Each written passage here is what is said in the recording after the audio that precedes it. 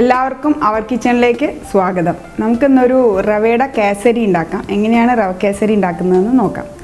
ആദ്യം അടികട്ടിയുള്ള ഒരു ചീനച്ചട്ടിയോ പാനോ എന്തെങ്കിലും നമുക്ക് അടുപ്പത്ത് വയ്ക്കാം.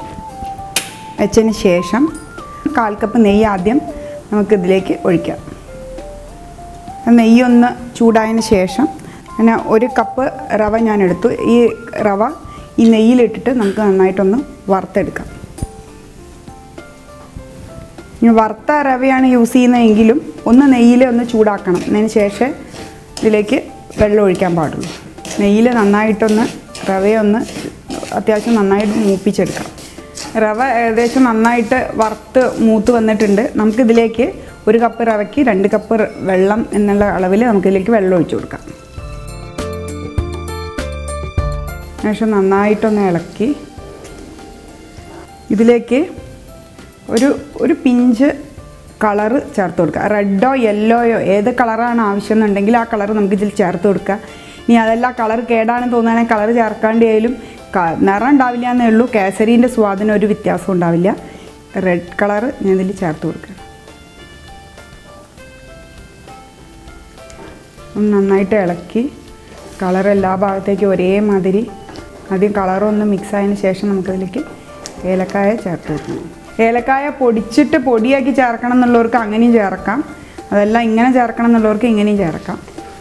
പിന്നെ ഏലക്കായ ഫ്ലേവറാണ്. ആ ഫ്ലേവർ ഇഷ്ടമില്ലാത്തവർക്ക് ചേർക്കണ്ട. അതിന് ശേഷം നമുക്കിതിലേക്ക് 2 കപ്പ് പഞ്ചസാര ഇട്ട് കൊടുക്കാം.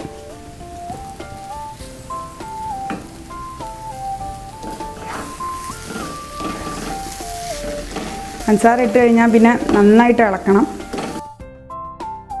അതേമാതിരി മധുരവും കൂടുതലാണോ കുറവാണോ എന്നുള്ളത് ഓരോരുത്തരുടെയും നാവിൻ്റെ രുചിയാണ്.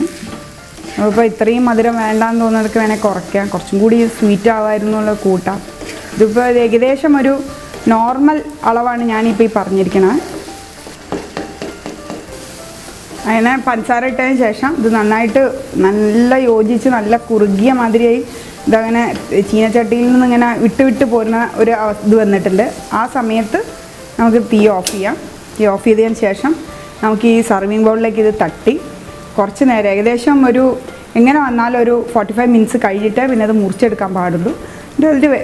ഇതിലൊഴിച്ച് വെച്ചിട്ട് ആ സമയമാകുമ്പോൾ നമുക്ക് എപ്പോഴാണ് വേണ്ടത് അപ്പം മുറിച്ചെടുത്താൽ മതി. അതിന് മുമ്പേ മുറിക്കരുത്. അപ്പം ഇതായിട്ട് പോരും. അപ്പം നമുക്ക് ആ കറക്റ്റ് ടൈമിൽ എടുക്കുമ്പോൾ ഓരോരോ പീസായിട്ട് നമുക്ക് എടുക്കാൻ കിട്ടും. നമുക്ക് ഈ സർവിങ് ബൗളിലേക്ക് തട്ടാം.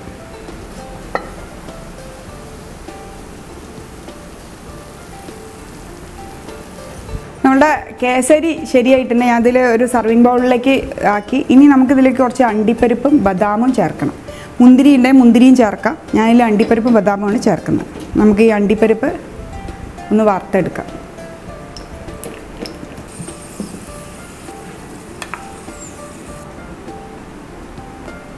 അതുപോലെ മുറിച്ച ബദാം നമുക്കിതിൻ്റെ മുകളിൽ വെച്ച് കൊടുക്കാം. അങ്ങനെ നമ്മുടെ കേസരി ശരിയായിട്ടുണ്ട്. ഇനി ഒരു 45 മിനിറ്റ്സ് കഴിഞ്ഞതിന് ശേഷം നമുക്കിത് മുറിച്ചെടുക്കാം.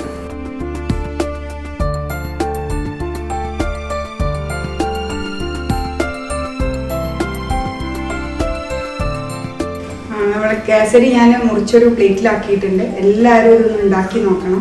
വളരെ ഈസിയാണ് ഉണ്ടാക്കാൻ.